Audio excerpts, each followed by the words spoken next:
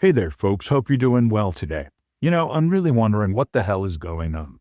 Just the other day, we were looking at people from a church who were making the case that Black people should be grateful for slavery. And today, we're going to be looking at people from a different church who are trying to justify bringing back public executions and stonings, specifically directed at Black people. Let's say that somebody was coming into our church and they're Black, and would they be eligible for membership in our church? Yes, they of course they would. They'd be eligible for membership in our church. And so that was it. The word that we were all looking for. But and he tried to dodge it, right? He tried to swerve it up first. He's like, and then he's like, well, actually, it's a but. Let's see how he recovers from this. But would they be permitted to participate in, embody, and practice what I would call Black culture generally in our church? The answer is absolutely not. Why?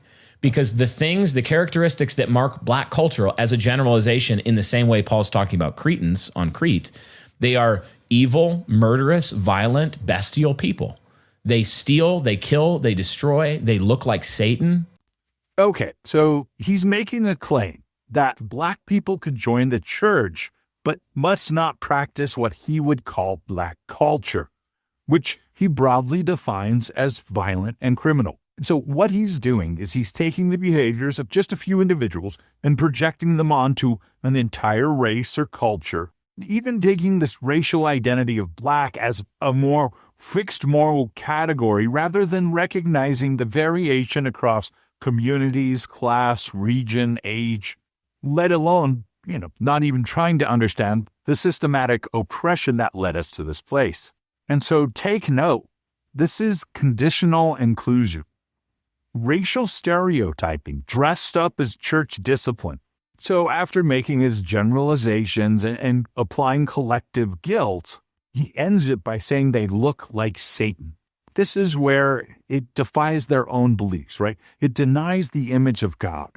Every person bears God's image. This is from Genesis 1:27.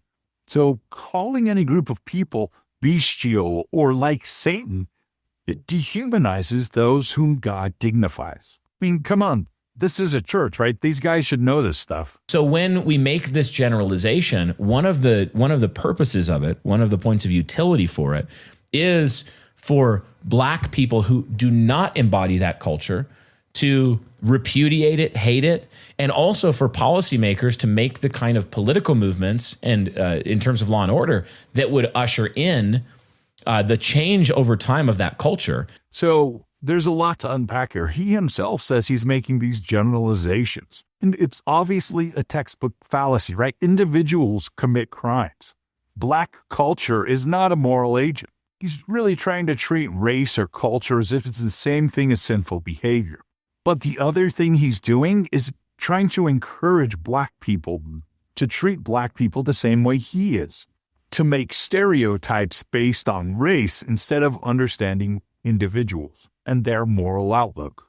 And then finally, he ends on talking about lawmakers putting laws in place. And remember, slavery was instituted by law. This wasn't an option. One of them would be something like, I tweeted about this, the law of Moses in Deuteronomy 21 concerning a rebellious child. If 5 to 6% of Black, I think it's something like 5% of Black males are murderers.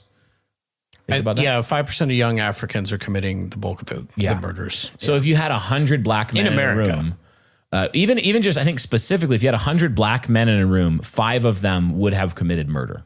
So after making a bunch of false claims, he's now trying to use false data to back up those claims.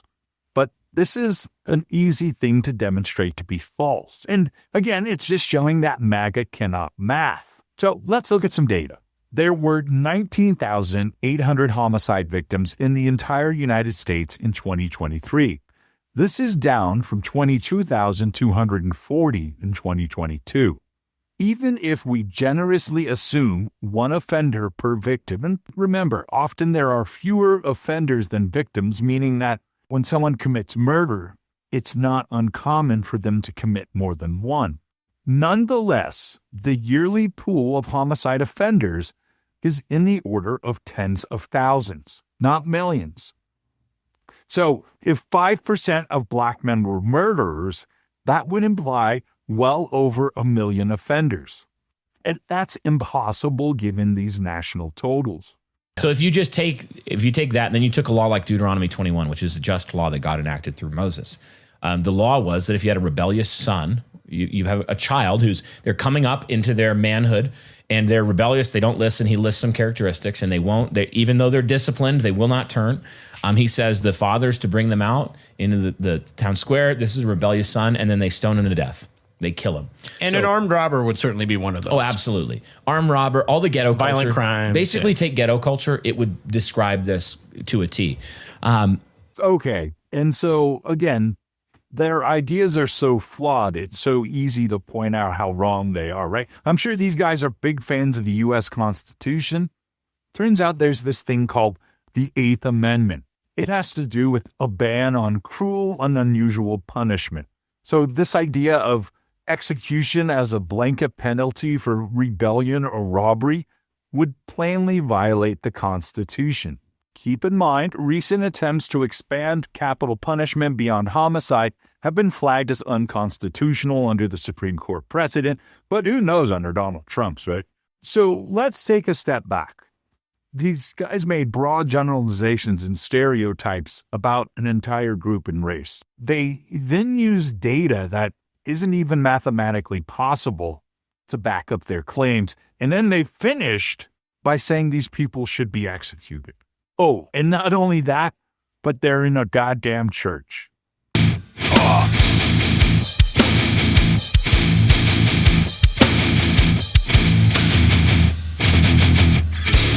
You pissed off Jesus! Jesus is pissed!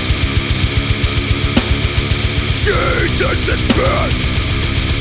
You want to fuck around and fight out with Jesus!